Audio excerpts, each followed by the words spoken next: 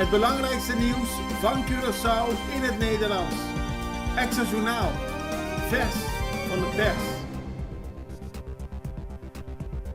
Welkom bij Extra Journaal. Fijn dat u weer kijkt. We hebben het belangrijkste nieuws voor u op een rij gezet. En we beginnen met het bericht dat er een vrouw is omgekomen bij een auto-ongeluk. Gisteravond is op de weg naar Westpunt ter hoogte van Daniel een vrouw overleden bij een verkeersongeluk. Dat gebeurde nadat een auto met een hoge snelheid tegen een boom was gereden. Het gaat om een zwarte Kia Sportage. De chauffeur is per ambulance naar het ziekenhuis gebracht. De vrouwelijke passagier overleefde het ongeluk niet. Het is nog onduidelijk waardoor de chauffeur de macht over het stuur heeft verloren, van de weg is afgeraakt en tegen de boom is aangereden. De politie heeft de zaak nog in onderzoek. Beton komt los van school.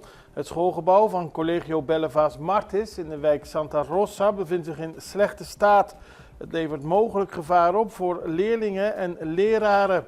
Dat zegt de politiek leider van MAN-PIN, Giselle McWilliam. Op videobeelden is te zien dat delen van het beton zijn losgeraakt en naar beneden zijn gevallen. Waar het beton loskomt zijn metalen staven zichtbaar. Het getroffen gebied is afgezet met plastic lint, maar desondanks blijft het een zorgelijke situatie. En Giselle McWilliam vindt dat de overheid een onderzoek moet instellen naar de staat van het gebouw van het Colegio Bellevas Martis. Curaçao legt basis voor belastingverdrag met Luxemburg. Minister van Financiën Javier Silvania was vorige week in Washington en heeft hij daar een belastingverdrag ter voorkoming van dubbele belasting met Cyprus ondertekend. Maar tijdens zijn bezoek zijn ook de eerste bilaterale bestuurlijke overleggen geweest met zijn ambtgenoot uit Luxemburg. Tijdens dit overleg zijn concrete afspraken gemaakt om onderhandelingen te starten en zo spoedig mogelijk tot een belastingverdrag te komen tussen Curaçao en Luxemburg. Dat heeft het ministerie gisteren bekendgemaakt. Het belastingverdrag zal zich richten op de financiële dienstverlening, waaronder het bankwezen en investeringsfondsen.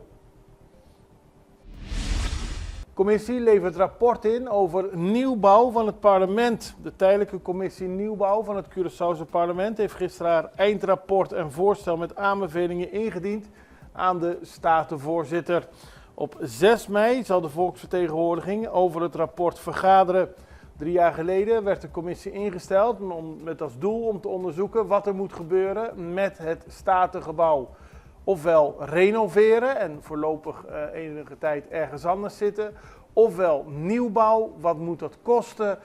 Moet er verhuisd worden voor de time being? Allemaal vragen die onderzocht zijn. En in het rapport staan de verschillende mogelijkheden en daarover zal het parlement op 6 mei vergaderen. Ongeluk bij Scherpenheuvel.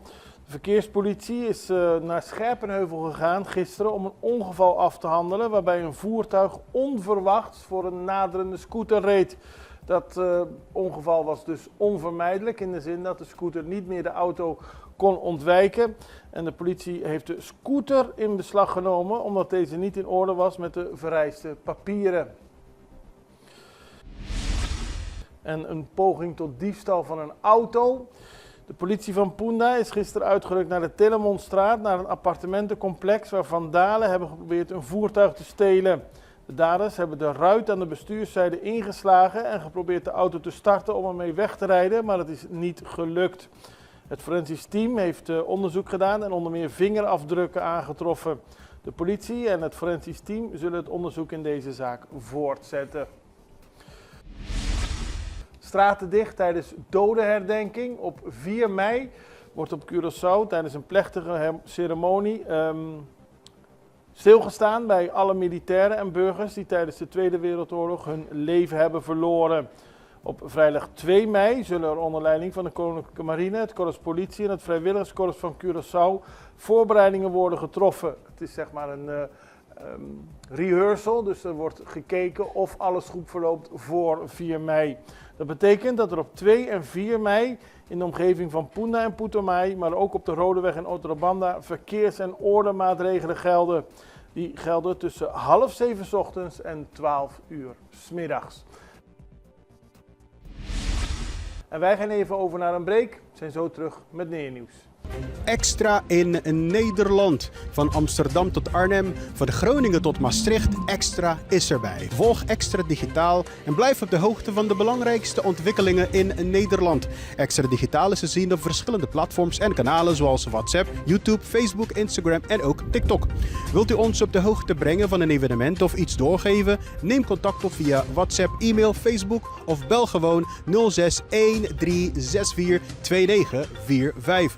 Volg of abonneer je op Extra Digitaal. Klik aan en volg ons.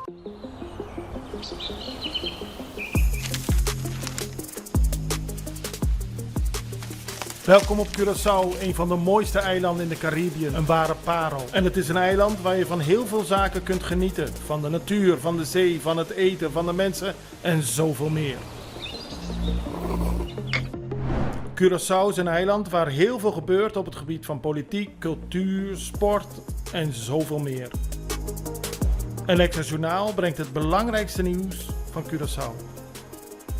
Maar we hebben ook aandacht voor al het nieuws op Bonaire en Aruba en op de bovenwinden, Saba, Sint Maarten en Sint Eustatius. En we belichten al het nieuws van alle kanten. Het nieuws is duidelijk, actueel en vers van de pers. Extra Journaal, elke werkdag op Salto. Op Curaçao zijn we de hele dag bezig met het maken van Extra Journaal. Volg ons op je favoriete Amsterdamse zender, Tauro.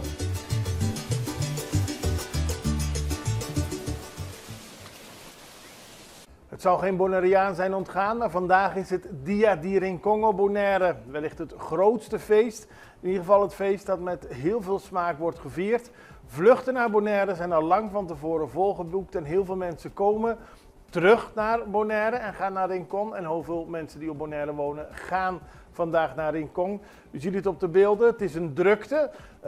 Vanochtend was er even sprake van een stroomuitval. Dat heeft niet lang geduurd. In ieder geval, de festiviteiten konden gewoon doorgang vinden. En voor veel Bonaireanen is dit het hoogtepunt van het jaar. Vanwege de gezelligheid natuurlijk, maar ook vanwege de grote hoeveelheid mensen die komen om samen in Rincon, het meest bijzondere gebied van Bonaire, wordt door velen gezegd, samen te komen. We hadden eerder deze week al het bericht dat er schildpadden van sommige baaien op Curaçao in de problemen waren geraakt door het sargassum. Dit zeewier komt in zulke grote hoeveelheden, onder meer in de baai van Ascension en van Wakawa, dat er vooral kleine schildpadden daar niet meer uit kunnen komen of juist niet meer in het water kunnen komen. Nou, Sea Aquarium heeft een helpende hand geboden en ze hebben 20 kleine schildpadden opgevangen en wij zijn een kijkje gaan nemen. Stefan van Heiningen van Sea Aquarium Curaçao legt uit hoe de samenwerking met de Sea Turtle Conservation Curaçao heeft plaatsgevonden. Momenteel 20 zeeschildpadden gehuisvest hier in het park. Wat er eigenlijk gebeurt is, wij zijn benaderd door Sea Turtle Conservation Curaçao. Die signaleerde dat er vooral dus aan de noordkust bij Ascension en Wakawa heel veel ophoping was van sargassum weed. Dus eigenlijk kan je er bijna de dag op, vergeleken met vorig jaar, op exact dezelfde dag gebeurde hetzelfde.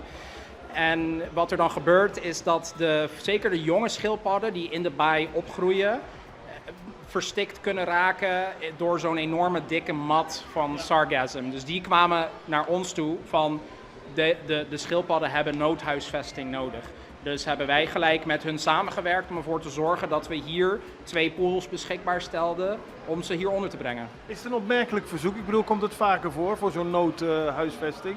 Het komt wel vaker voor eigenlijk. We hebben dit vaker gedaan samen met Sea Turtle Conservation Curaçao en dat is ook eigenlijk wat we graag willen kunnen bieden bij Sea Aquarium. Kijk, het is natuurlijk een park en er komen heel veel bezoekers, maar we hebben hier een enorme infrastructuur en een enorme kennis om ook in dit soort situaties in te springen voor het lokale zeeleven. Ja, en het is heel snel gegaan, hè? Jullie waren snel klaar daarvoor. Hoe gaat het met de schildpadden? Kun je daar iets over zeggen? Ja, gaat goed. Er zijn een aantal die gewond waren of het iets zwaarder hebben. En we hebben ook veel te danken aan dierenarts Odette Doest. Die vangt ze in eerste instantie op, die checkt ze en die monitort hun gezondheid. Inmiddels zijn ook degenen die wat kleine verwondingen hadden, zijn ook hier terechtgekomen.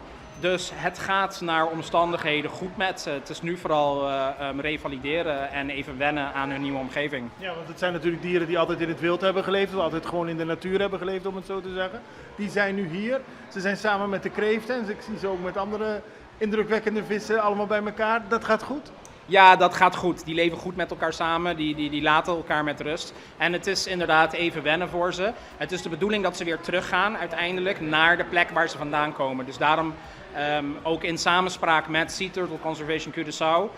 We gaan ze niet elders uitzetten, want ze zijn kwetsbaar. En we willen ze dus op dezelfde plek weer terug kunnen brengen. Dus dat kan op het moment dat het sargassum de toestroom ophoudt en het natuurlijk helemaal is opgeruimd. Dus dat is nog wel even de vraag, hoe lang gaat dat duren, wie gaat het opruimen. Maar als dat zover is het de bedoeling dat deze allemaal weer teruggaan naar hun habitat. Als het niet snel wordt opgeruimd en het alleen maar toeneemt, komen dan ook de grotere schildpadden in gevaar? En hebben jullie daar ook ruimte voor? Ja, kijk, de kleinere schildpadden die we nu hebben, die komen als eerste in gevaar, want die leven iets ondieper. Daar hoopt het sargassum eerst op. Maar de kans bestaat dat het ook verder trekt de baaien in. Ook vergelijkbaar Sint Joris kan het ook gebeuren, maar dat lijkt nog goed te gaan op dit moment. En dan, als dat verder richting de Bokka trekt, dan komen ook de grotere schildpadden in gevaar. Die kunnen we nog huisvesten, maar we willen natuurlijk dat proberen te voorkomen. Ja, nou, dat is een duidelijke boodschap. Tot die tijd hele mooie opvang. Ook fijn dat het zo snel allemaal gaat is. En het is ook een leuk gezicht geworden. Ja, absoluut. De bezoekers hier die genieten er natuurlijk ook van om ze te zien. En ze worden goed verzorgd. De vrijwilligers van Sea Turtle Conservation komen hier ook om ze te verzorgen en om uitleg te geven. Dus het is eigenlijk een hele mooie win-win situatie. Maar we hopen ze vooral snel weer naar hun thuis te kunnen brengen. Dan gaan we nog naar internationaal nieuws, want de Russische minister van Buitenlandse Zaken, Sergei Lavrov, is in de Dominicaanse Republiek geland. Ik moet het goed zeggen. Hij is in Santo Domingo aangekomen voor een diplomatiek bezoek aan Santo Domingo. Dit volgt na de opening van de Russische ambassade in de hoofdstad van Santo Domingo. En ook dat heeft ook te maken met de grote hoeveelheden Russen die als toerist naar het eiland gaan. Daarom is er een consulaat geopend of een ambassade geopend en daarom komt nu de minister van Buitenlandse Zaken op bezoek. Het is een opmerkelijk bezoek en het is ook opvallend dat ook vanuit Amerika er in de afgelopen weken al veel bezoeken zijn gebracht aan het Caribisch gebied en Midden-Amerika. Nu dus vanuit Rusland. Lange tijd was er nooit zoveel bezoek van de grootmachten aan dit gebied, maar het is opvallend dat er nu hier de focus op wordt gelegd. En op de beelden ziet u de aankomst van de Russische minister van Buitenlandse Zaken. We houden het voor u in de gaten en we hopen er binnenkort en snel weer te zijn met meer nieuws. Ik hoop u ook. Tot ziens. Dag.